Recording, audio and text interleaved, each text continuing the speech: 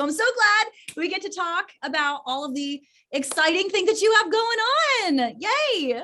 It's exciting. I'm so forever grateful for Disney giving me the opportunity to be part of this and to voice an incredible character that I now see reflected in the eyes of so many people that I've been able to be with now during Comic Cons and doing my concerts, how much it has really impacted them to see somebody just like them, and the family that is real. I even met a Madrigal family in San Antonio, Texas. They literally are the Madrigal family who had a grandma named Dolores Madrigal. So this means so much to so many people. Absolutely. So as the voice of the one and only Dolores from Encanto, I want to know what parts of her have stuck with you. What have you taken from Dolores? Is she still a part of you? What did you learn from her? I think for any character that you do, there are parts that you feel you take with you. And for me, the compassionate side of Dolores has really flourished within me. The wanting to help my family in a deeper way.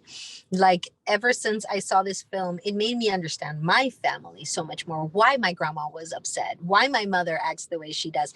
Because I'm first generation here, born in the United States. But for my mother and my father, this movie is so real. They lived this with their parents and their grandparents. So it means so much. And from her, I take that, that compassionate, more understanding side. As kids, sometimes we really are a little bit more harsh, judgmental. Like Mirabel was like, you're the one that's breaking the family. Like, it's all you. But now I understand there are just things that I didn't really ask the right questions about. And this film helped me ask the questions that really brought a lot more clarity and a lot more unity, even within the walls of my own home. Isn't it so incredible how a film and music can open your mind and help you explore so many just different aspects of life? That is so awesome. Absolutely and completely. And to see so many of us being reflected in such a beautiful way. This story really gets down to the heart and soul of all of us feeling represented and feeling heard. And they did it on the forefront of everything. They always are like the pioneers. Disney are always the pioneers on doing everything. But this time, I think it was the people that really made it what it is, requesting the song on radio, cosplaying the characters. And because there's a family that is involved in a story in which each one of us is seeing things from their own perspective, there are people that are like, oh my gosh, I identify so much like with Camilo or with Mirabel or with Dolores or with Isabela. We all can feel that little kinship with one or another character. So Adassa, we may not talk about Bruno, right? But we do need to talk about how this role almost didn't happen the way it was supposed to, and how we might not have had your beautiful voice as Dolores. Can you tell us a Cliff's Notes or whatever parts you want to share about your incredible feat you conquered? It was a dream come true. Since I was 9 years old, I wanted to do something with Disney. When I heard Jodie Benson sing Part of That World in The Little Mermaid, I knew it. I knew that I wanted to be a singer. I knew that's what I dedicated my life to. And it was based on a Disney film. And I always wanted to work with Disney.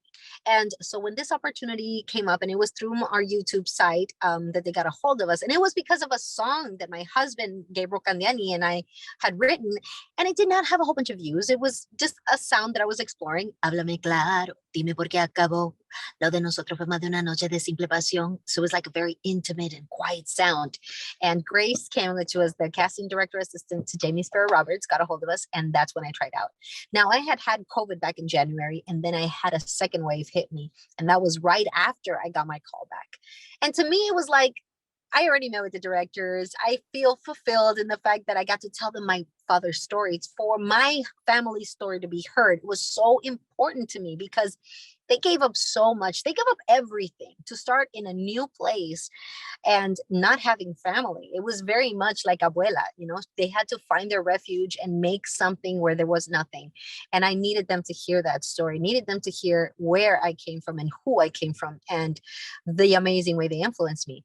When I thought, I was like, maybe I'm pregnant again, because I had felt a little under the weather. So I went to get checked and I wasn't pregnant. But then little by little, I couldn't speak. I was slurring my words. I wasn't able to talk. So I literally was in a wheelchair by the time I got out of the hospital. My husband came to pick me up when I had driven myself. And that's when we get the call that got the role. It was during the time when I was barely learning to function again. And it was a hard recuperation process because I didn't think I could. I literally wrote out my will. I thought I was going to die. And I kissed my kids and I left them letters. And then all of a sudden I get the opportunity of a lifetime. And I think I cannot pass this up. And my husband's like, we need to tell them you can't do this. And I said, you know, you call him if I'm dead. I'm taking this. And miraculously, and by the grace of God, I was within 3 weeks, which is what the timeline they tell me that we were going to get started. I was feeling incredible.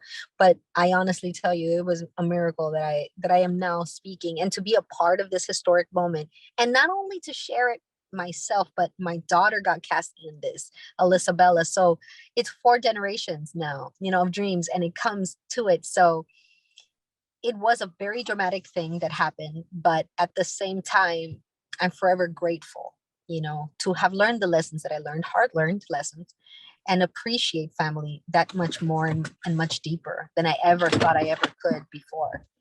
Well, Adassa, I think Disney and Marvel are going to have to recruit you to be a superhero in a next superhero movie, because that is so incredible and inhuman that you were able to revive yourself. I'm so excited that it worked out the way that it did, clearly. Thank you. I'm forever grateful. I'm forever grateful for the directors of taking a chance on me, which I have, you know, animation. This is my first time. I'm a singer, you know, 20 years in the business, worked with Pitbull and Snoop and Flow Rider and Ciara, but never had I ever had the opportunity to do something like this. And they did, and they were so gentle and they let me explore the character and just interpret it the way that I felt that it needed to be done. And when I went with Lin-Manuel and I told him, you know, I don't hear, you know, Dolores singing "Good to live in fear of Bruno stuttering or stumbling." Like, I wouldn't hear her sing it that high. And I went, "Good to live in fear of Bruno stuttering or stumbling. I can always hear him sort of muttering and mumbling. I associate him with the sound of falling sand. It's a happy life with the gift so humbling. Always left up well and the family fumbling, grappling with prophecies they couldn't understand. Do you understand?" He was like, "Yeah, I get it. It's good." And then that's what it is. Adassa, a true pro. And on the same lines as the impact and the everlasting impact that Encanto will have, it's nominated for Best Animated Film at the Oscars this Sunday. Yes, I know.